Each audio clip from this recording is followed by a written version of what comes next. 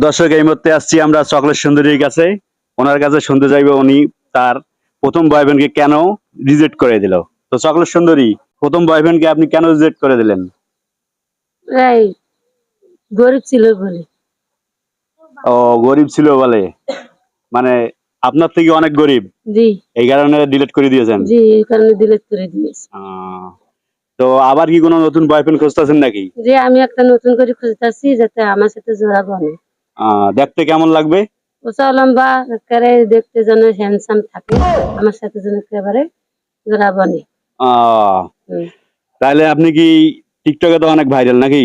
জি তো এই কারণে বারবার আপনি বয়ফ্রেন্ড ধরতেছেন আর ছাড়তেছেন। জি।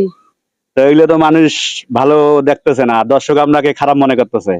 আর খারাপ বলে মনে করে না, কি মনে করে, আমি যেটা ভালো মনে করি সেটা।